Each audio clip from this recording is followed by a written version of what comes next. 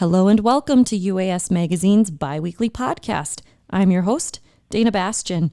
I am excited to chat with today's special guest, Linda Ziemba, founder and CEO of AeroDefense, a New Jersey-based provider of American-made proprietary drone detection technology since 2015.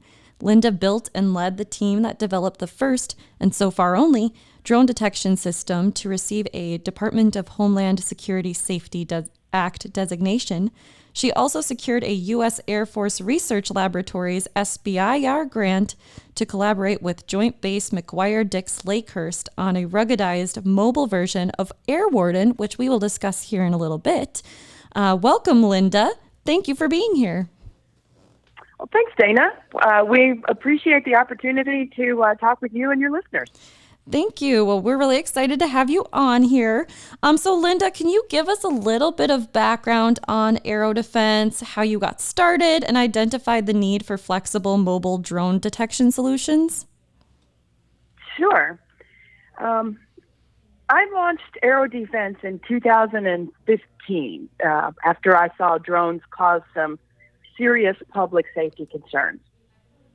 For example, drones interfering with California firefighters and crash landed at Angela Merkel's feet as she was given a speech.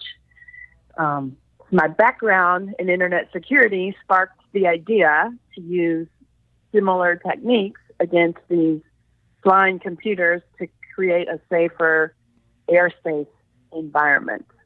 And today, AeroDefense's patented drone detection technology, we call it AirWarden, allows correctional facilities, critical infrastructure, and other security teams at high-value locations to respond quickly and safely to the drone threats by locating the pilot and the drone simultaneously.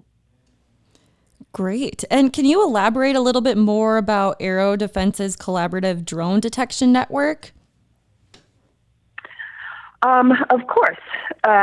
So what we've seen over the years is a need for flexible mobile drone detection solutions. So public safety and security professionals require a drone detection system that can be quickly and easily deployed for planned events to protect the general public at large outdoor gatherings.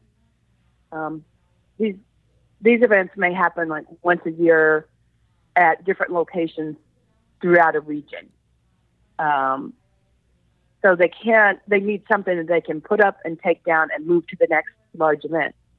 But they also, when law enforcement is called on to protect, for example, high-profile individuals who might have received personal safety threats against them.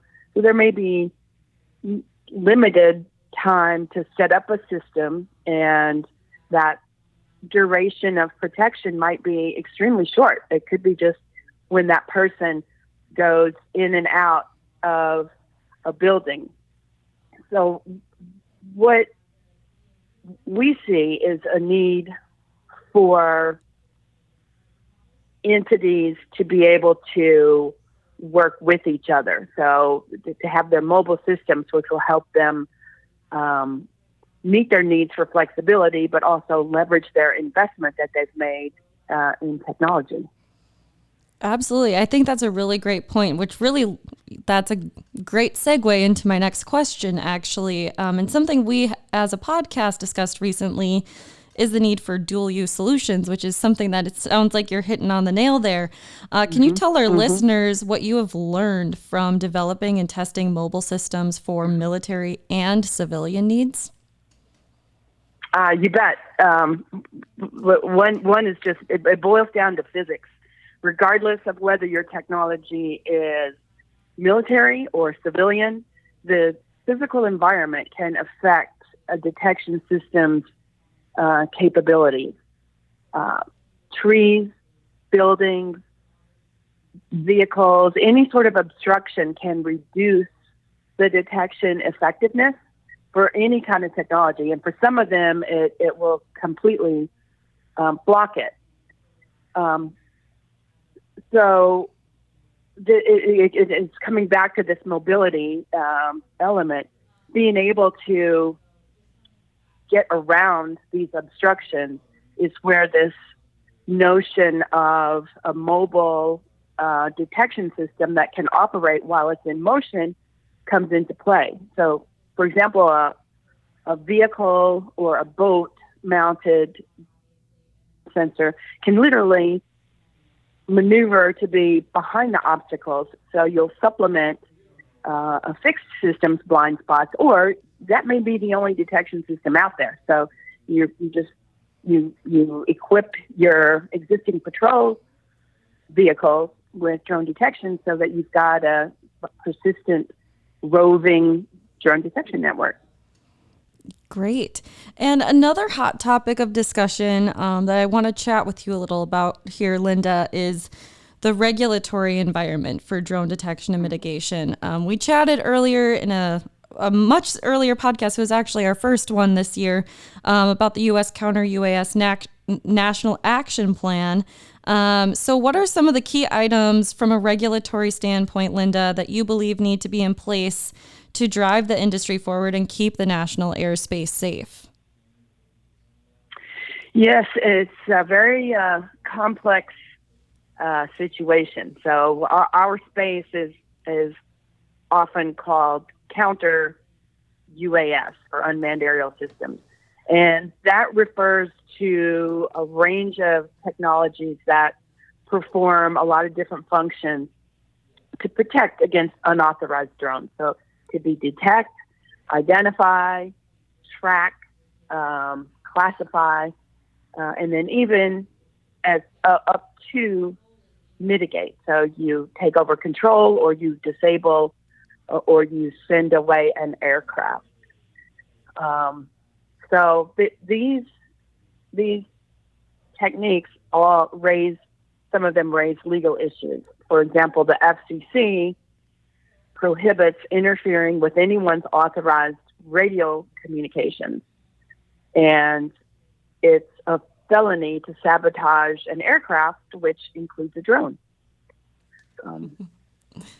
Many of the drone detection systems violate federal surveillance and wiretapping laws.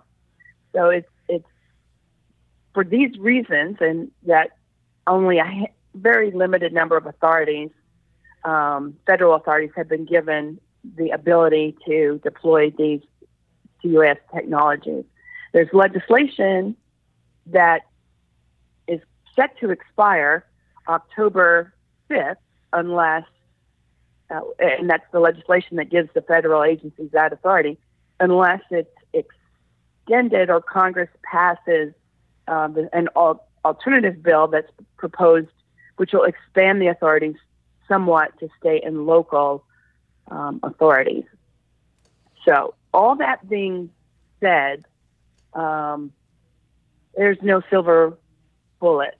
And some of the mitigation technologies, well, not some of them, they are emerging technologies, just as the drones are emerging technologies. So to use mitigation technologies on a drone over a crowded field of people is introducing a significant amount of risk, because the drone behavior is not consistent from drone to drone. And if you cause that drone to fall out of the sky, you who made that happen are responsible for that act.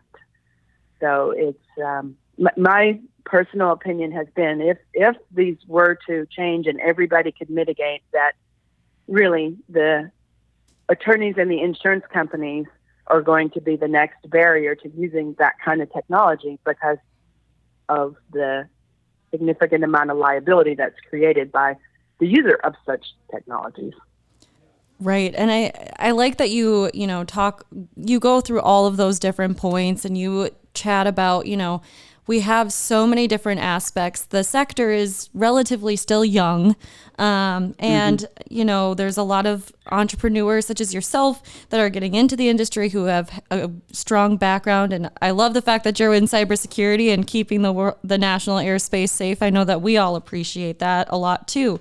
So Linda, I do like to end our podcast with a little bit of a fun question. So as a woman entrepreneur and business leader in the UAS sector, what advice would you give to other women? And it doesn't even need to be just women. It could be any entrepreneur as well.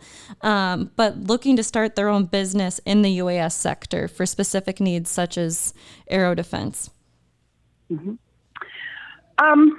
I would advise, as you said, anyone, any gender, if you're moving into the UAS space to start a business, is to identify what you believe is a need, and then look at the market and see what solutions are currently available that meet that need. And if there are a lot of solutions, then maybe that's not the best premise to start your business on. But if there are not a lot of solutions, then just continue down that road and keep exploring and paying attention to that regulatory environment, because a small business can't survive waiting for laws to potentially change. You've got to be able to pay your bills. Absolutely. Well, thanks again, Linda, for joining us, sharing your knowledge and advice with our listeners. It was a pleasure having you on the podcast today. All right. Thanks a lot, Dayna. I appreciate it. You're welcome. And to our listeners, thanks for listening. And until next time.